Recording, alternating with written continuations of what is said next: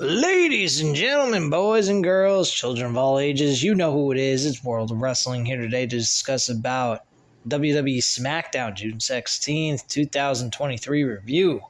I know. World of Wrestling, you're kind of late on this one. And yes, I am. I had a lot of shit going on during Father's Day weekend. So that's kind of why this is a little late. Caught this on Monday night. Since I didn't want to watch SmackDown and be bored to death, I decided to watch the less boring show. Not that it was all that much better than Raw from last night. Heard that Raw absolutely sucked dick. And don't plan on watching it. So, yeah. And I don't plan on reviewing it either. But yeah, this was fairly decent show. I wouldn't say it was great.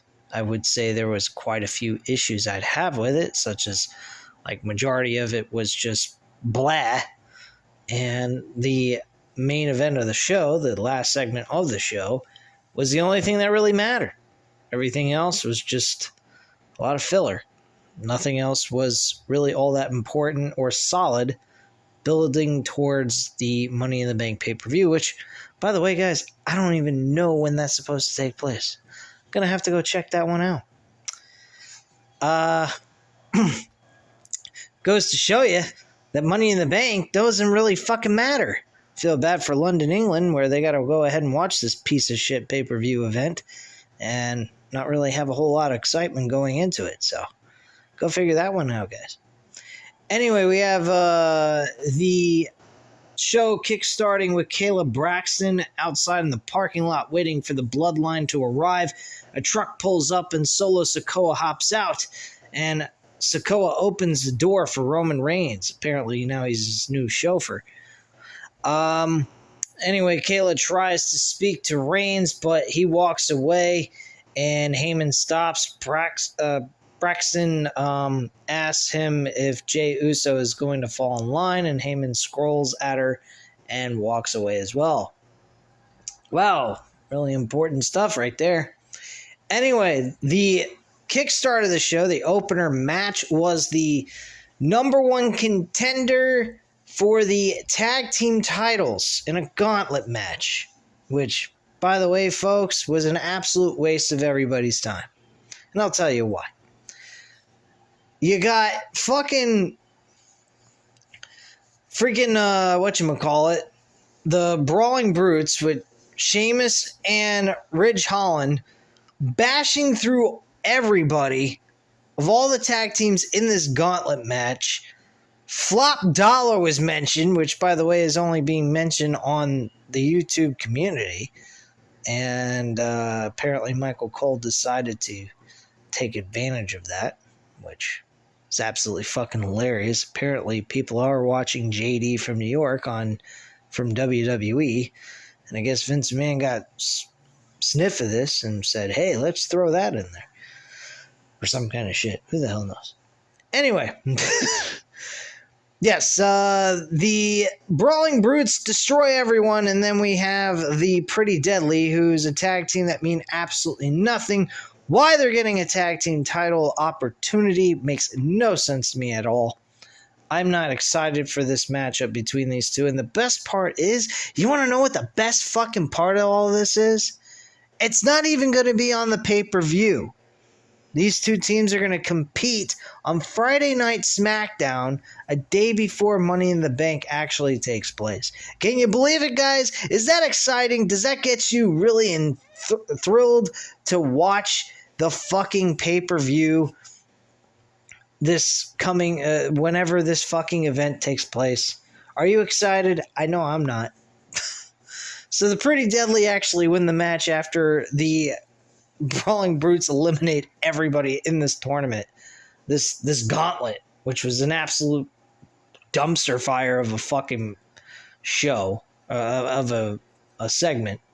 I mean, I enjoyed watching the Brawling Brutes beat the hell out of everybody, but then for them to lose to the Pretty Deadly is pretty fucking sad, actually. But anyway, it is what it is. After the segment was over and Pretty Deadly win, They're actually standing in the middle of the ring after the commercials are done, and we still see them in the ring celebrating from all of this. Apparently, Sami Zayn and Kevin Owens come out and they kind of stress their feelings about it.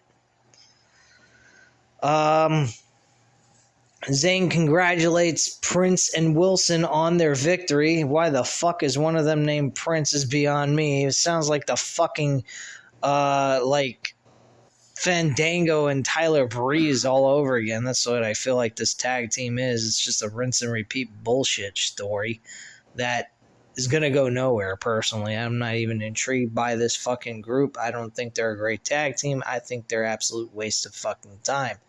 But hey, you know, it is what it is. Nothing like men acting like women, right? So they won the match 5 minutes ago, and they're still in the ring, and Zayn tells them to hit the bricks. Prince makes fun of Zayn's hair. Wow, big fucking deal. We're men here, we're not women. We don't care about our hair. Not the way women do. Anyway, Wilson says when they become the new tag team champs, they will stay in the ring even longer. Oh, God help me. I think I'll go ahead and bulge my eyes out of my head. Or gouge my eyes out of my head. Whatever. Anyway, Owens and Zayn look very confused. I would too, looking at these two freakazoids sitting in the middle of the ring celebrating over some lame-ass victory, claiming they beat everyone in the fucking gauntlet when they only wrestled one team. And they were the last team placed in this fucking gauntlet bullshit. So, whatever. Anyway, Zayn asks if what they are saying is bothering him at all. And Owens says yes, but he's trying to tone it down even though he wants to go in the ring and punch pretty deadly in their faces. Apparently, Kevin Owens has got this weirded out gimmick going on. He was doing this on Raw last night as well, from what I heard. Having these temper tantrums and these outbursts of rage as if he has an anger management problem. Somebody call Jack Nicholson over and bring back good old Buddy. If you ever watched Anger Management. Anyway, Zayn says they should do it. And Owens and Zayn charge to the ring, and Wilson and Prince run away like two cowardly douchebags that they are. All right, following that, we had Roman Reigns backstage with Paul Heyman and Solo Sikoa. Paul Heyman was asking questions to Roman Reigns to see what he had to, how he was feeling, and he goes, "Paul Heyman, what am I? You're the tribal chief, my tribal chief." And he's like, "And what does the tribal chief do? Do I go to them, or do they come to me, or does somebody else go to them for me as well?" And he says, "Oh, well, they come to you." And he goes, "Well, I want you to go talk to Jay and get him in line." So that's pretty much what happens, which doesn't work out very well in any way, shape, or form later on in the show, from what I remember. We get Zelina Vega and Io Sky in a one-on-one match. Didn't go on very long. Io Sky ends up losing the matchup thanks for the help of Bayley fucking her up in that matchup, and was an absolute failure. And, of course, the matches were not very long on this episode this past Friday. So Zelina Vega wins the match, and backstage we have Bianca Belair walks into Adam Pearce's office. Pearce says he doesn't have an answer for her right now. Belair says she went about getting her rematch for the title the right way, but she's getting passed over. Now she's going to do it her way, whether it's the right way or not. So during this backstage segment with Bayley and Io Sky, we have Shotzi Blackheart pretty much getting in the face of Damage Control. And they went back and forth, Io Sky and Bayley, and said that she was just trying to help, and she apologizes for the mishap in the match that they were having. And so what happened was Io Sky voluntarily had Shotzi Blackheart face Bayley And Shotzi said, okay, I'll go to management and see if they can approve that. And if Bayley loses, Shotzi Blackheart becomes part of the Money in the Bank, and Bayley loses her spot. So Bayley looks at her and goes, why the hell did you do that? And she goes, I was just trying to help. I thought that was a funny segment, actually. And then we have the Grayson Waller effect. This fucking guy, Grayson Waller, has done nothing. He's a supposed great act and a great competitor in the ring, yet I've yet to see him wrestle one time. He's been on the show for 6 weeks. Makes no sense to me, but hey, it is what it is. You know what to do. Say fuck WWE and say hi to AEW, because they at least will give you fucking pro wrestling that lasts longer than 2 minutes. I mean, if you're not going to give a story, at least give us some fucking wrestling. At least. But still, we need the storylines, AEW. Come on. If you can just produce the fucking storylines, get us interested in your fucking product, I guarantee you'll be hitting 1 million consistently every single week. Just produce something of story. We haven't gotten much story. It's very little bit of story, whole lot of wrestling. I have no problem with wrestling. I just need a story to sink my teeth into. Like the Bloodline storyline. That's an intriguing story. Now, Adam Cole and MJF, that was intriguing. I enjoyed watching their little confrontation and their matchup. But we need something more than that. We need something to elevate that story even more. So hopefully they can figure that out. But yeah, the Grayson Waller effect. Whoa, what a fucking wasted segment this was. I didn't even pay attention to half of what fucking Charlotte Flair had to say. Can you blame me? Definitely not, because there's nothing important that Charlotte Flair ever has to say except the same old shit. But anyway, let's read off what she had to say, because I wasn't even paying attention. So, Flair joins Waller in the ring. Waller gushes over having Flair on the show. And Waller asks Flair if she is going to beat Asuka. Flair says, of course. That's a given fact. That's not even a fucking opinionated. She's beaten Asuka every fucking time they've wrestled each other. I don't think Asuka has beaten Charlotte Flair once in their one-on-one matches. And it's always been over a women's championship. Which is pretty fucking pathetic. Then Bianca Belair interrupts. Flair smugly waves at Belair as she enters the ring, and Belair says, Flair's accolades speak for themselves, but she doesn't understand what's happening. Flair skipped the line. Belair asks if she's tripping. Tripping on acid, I would imagine. Flair lets out a sigh and stands up to confront Belair. Flair says she isn't going to apologize for getting her shot. She lost her title at WrestleMania, but didn't get a rematch either, so isn't she owed one too? No, you're not, because you don't stick around. You don't earn your opportunities. You come and go as you please. You're like a fucking Brock Lesnar. Shut the fuck up, please. So Belair says they both lost championships, but she stayed while Flair ran home. Flair says she hasn't beaten the best and lost to the best.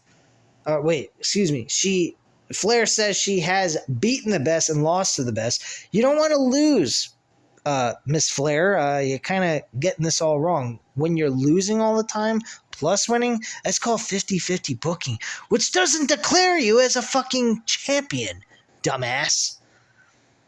Anyway, so she goes on to say she's a champion, with or without the championship. Great, so what the fuck do you need a challenge for a title then if you're a champion without it?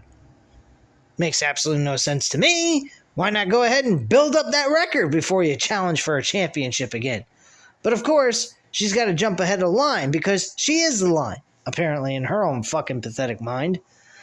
Anyway, so she continues on to say, can Belair say the same thing? Belair didn't like the comment one bit, and Belair reminds Flair that she is the longest reigning champion of this era and didn't have to do it 14 times.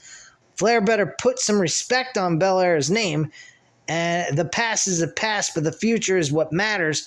She will be standing ringside during Flair and Asuka's title match. She's done waiting her turn. And that's pretty much it. And she pretty much says that she's going to challenge whoever's the champion after that match is over. So apparently we were probably going to get the SmackDown, not the SmackDown Women's Championship, the WWE Women's Championship match between Belair and fucking Charlotte Flair the next night. So apparently Charlotte Flair's title reign ain't going to mean jack shit. She's going to win a championship against Asuka, and then Belair is going to win the title back from Charlotte Flair. That's great booking, WWE. I guarantee you that's what's going to happen. Guarantee you. None of it makes any sense, and none of it fucking matters. Not a damn bit. What a fucking joke. So anyway, we get Paul Heyman coming over, talking to Jey Uso about some things, trying to get him to come back to the Bloodline, get rid of all this beef that they're having and so forth. And Jey Uso says, well, if I'm in, then you're still out. He doesn't want Paul Heyman in the blood. Excuse me. He doesn't want Paul Heyman in the Bloodline at all. He wants him gone because he don't trust his ass, nor do I blame him. Because at the end of the day, Paul Heyman was the key reason why the Bloodline are falling apart. And that's the truth. Can promise you that. Anyway, give me a minute. I have an issue with my computer here.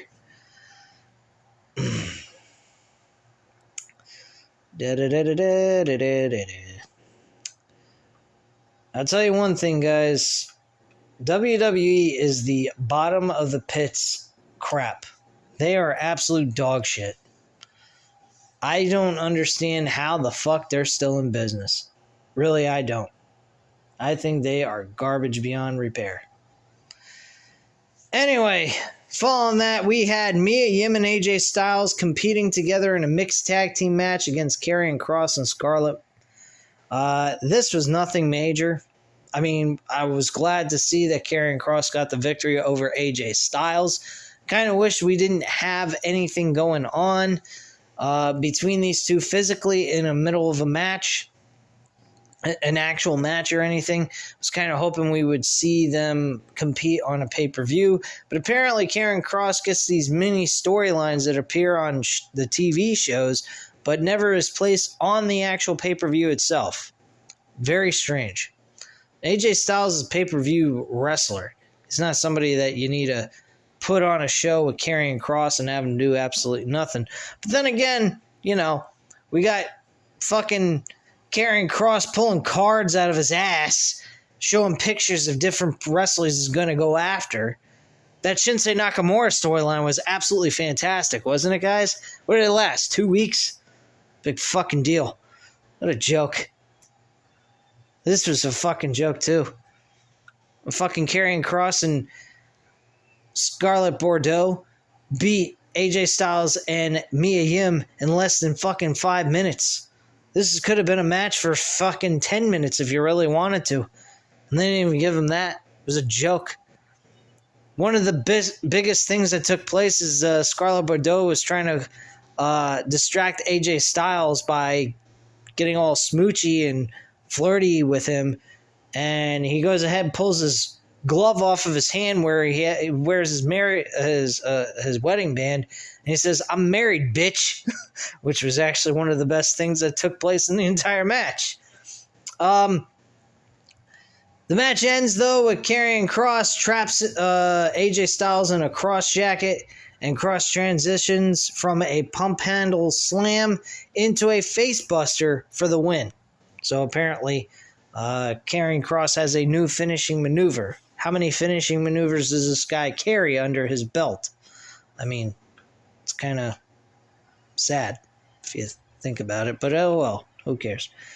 Anyway, Roman Reigns asked Paul Heyman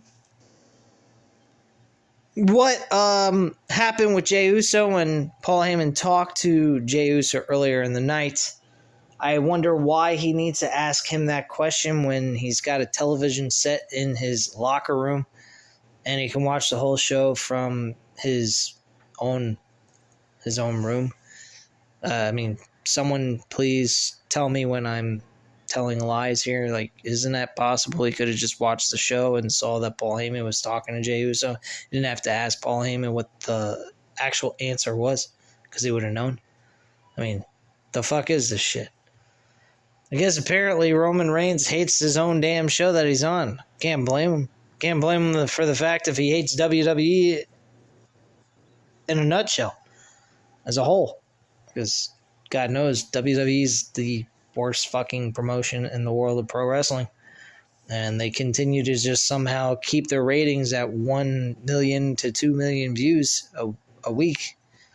I don't know what you people are smoking and why you find this shit to be entertaining or worth your time to invest week after week, especially Monday Night Raw. I mean, you people that watch this shit for Monday Night Raw, I mean, God bless you. I mean, I don't know how the hell you guys do it, but my ass ain't watching that shit. I ain't getting paid. I ain't watching it. You got to pay my ass to watch it, and even then, I may not even watch it. I'd rather go ahead and pull my eyeballs out of my head because that shit is boring. I'd rather do a headstand for 3 hours than watch that shit. My head would probably explode from all the blood pressure, or from all the blood rushing in my head, but whatever. So, Paul Heyman says, I couldn't get him to budge, and Roman Reigns kind of looked a little upset. Solo Sikoa kind of looked like he was going to attack Paul Heyman, and Paul Heyman ran away like a cowardly bitch. And Roman Reigns stopped Solo Sikoa from doing anything, said, don't worry about it, we got plenty of time anyway. He will be able to get him to come back with the Bloodline. No worries, no problem. All right, so then we head to the ring. We get Rey Mysterio. Rey Mysterio, old as fuck. I don't even know what he's doing on the show. He's part of the LWO. And Mysterio says he's proud of many things he's done in his career, most recently reforming the LWO. The man he is about to introduce represents the essence of the LWO, Santos Escobar. Santos Escobar joins Rey Mysterio in the ring, and Escobar says he loves Mysterio and will fight for him at Money in the Bank. Why the fuck are you going to fight for him at Money in the Bank? Is he part of the Money in the Bank event? Is he going to be in the ladder match? Is he doing anything for you? Does he pay your bills for you?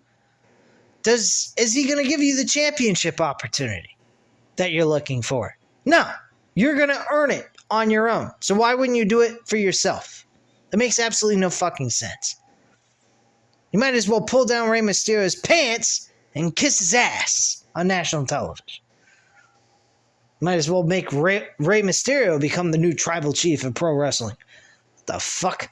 This is such bullshit. Anyway, LA Knight interrupts and Knight says, Knight doesn't say a word. He pushes Rey Mysterio over. They're really forcing the narrative of LA Knight being a bad guy here when they could clearly make him an anti-hero, something that baby faces should be. More like The Rock, Stone Cold Steve Austin. Those guys actually had an attitude.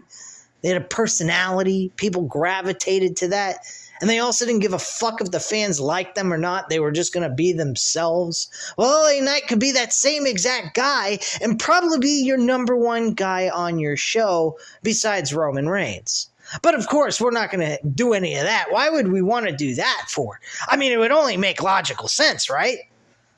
No, we're not going to do that. We're just going to continue to push the narrative. He's a heel. We want him to be a heel. Boo him, or it don't matter what you say or do. So why bother having fans in the crowd? Why not just go back to the pandemic era where we didn't have anyone in the audience? You can just dictate whatever the fuck you want. Oh, wait, maybe because you won't earn any money from that?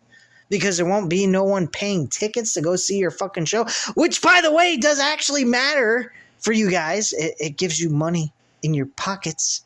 You guys charge an arm and a leg for a fucking ticket. to go see your shitty event. I would know because I went ahead and did that once. And God almighty, it was fun as shit. But if you're going to go ahead and do this kind of crap, who the fuck cares? The bottom line is the only thing that really matters is the pay-per-view events. These week-to-week shows are fucking lame as shit. They're not even worth anybody's time. To go back and watch, to sit through in a live show, none of it. I only cover this fucking show because it's only 2 hours. If it was 3, forget it. And I've heard it, Smackdown may go to 3 hours at some point. I ain't fucking watching this shit. You fucking crazy? 3 hours of Raw is a fucking torture. Doing 3 hours of SmackDown? Get the fuck out of here. You out of your damn mind. I'll stick with AEW and the other indie wrestling promotions. How about that? Bunch of bullshit. Anyway, we got Santos Escobar and LA Knight to have this match that was originally set up to happen anyway. And LA Knight loses in less than 2 minutes. 2 fucking minutes he loses. And does he lose by a finisher? Of course not. Why the fuck would he do that? He loses by Escobar kicks Knight's hand off the ropes, reverses the pin, and then gets the 1, 2, 3. As if LA Knight couldn't kick out of the fucking roll-up. Fucking joke, man. This guy is a guaranteed guy that you should give the fucking Money in the Bank briefcase to. And I guarantee you, with now Logan Paul being part of the scenario of this fucking Money in the Bank ladder match, he ain't gonna fucking win. And I'll be quite frank with you, if that happens, I ain't watching this shit. I'm not gonna cover it anymore. I'm fucking sick of this crap. Use talent that's there on a week-to-week basis. You do not need a fucking guy who's hardly ever there. You want to add him to the pay-per-view and put him in the Money in the Bank ladder match? Fine. I'm okay with that. But don't have him win. And if he does that, Vince, Triple H, whoever the fuck's booking these damn shows, I don't give a shit who it is anymore. I think they're all crap. I don't care who the fuck they are. Trips can go fucking trip over a rock somewhere and fall into a dark hole. I don't give a fuck. If anything, I'd have more respect for him if he told Vince McMahon to take this job and shove it. Because at least he'd actually not be looking like a fucking retard who just does what Vince McMahon tells him. Yes, Vinny. Yeah, I'll do whatever you want. Da, da, da, da. Fuck off. He was booking a show fine until Vince McMahon decided to stick his nose back into it. Which probably would have been around late December. Explains why good old Charlotte Flair cashed her so-called invisible Money in the Bank briefcase opportunity. And beat fucking Ronda Rousey. Right after Ronda Rousey had a 15-minute match that was actually meaningful and fun. And it was enjoyable. So yeah, thanks. What a load of fucking bullshit. Anyway, we have the in-ring segment with the WWE Universal Champion Roman Reigns, Paul Heyman, and Solo Sikoa. I am not calling him the Undisputed Universal Champion at all because he is not undisputed. If he was undisputed, there wouldn't be another world championship running around on Monday Night Raw. So, there you go.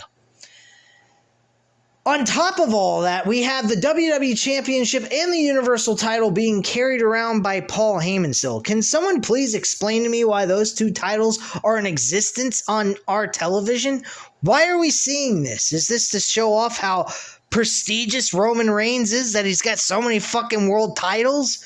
Oh, look, he's got the 2 old titles he was carrying around, plus the current Universal Undisputed Championship. Yeah, fuck off, you freaking idiots. Why don't you go shove Roman Reigns down someone else's throat at this point?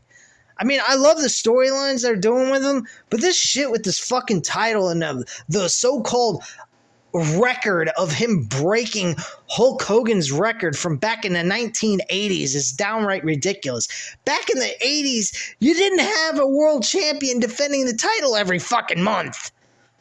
They defended it every couple of months, if they're lucky. God, these people are fucking stupid. Anyway, Heyman is still carrying around the original WWE and Universal Championships. Reigns tells the crowd to acknowledge him. The Uso theme hits. Jay walks to the ring, and Jay paces around the ring. Reigns says he knows what the crowd wants. They want answers, and Reigns asks Jay if he's in or out. Jay asks Reigns to tell him. Jay says it's going to be Heyman or him. And Reigns says, when you are the tribal chief, you can pick whomever you want as a wise man. He's not the Bloodline's wise man. He works for me. So he has nothing to do with you. He's not going to interfere with your shit, whatever. That's pretty much what he was trying to tell him. So basically confirming that he doesn't have to deal with Paul Heyman at all if he doesn't like him. Reigns was meant to bring them to the promised land, and Jay is meant to keep them there. Reigns says he's been grooming him for 3 years. Jay is the right-hand man because he's meant to lead, just not yet.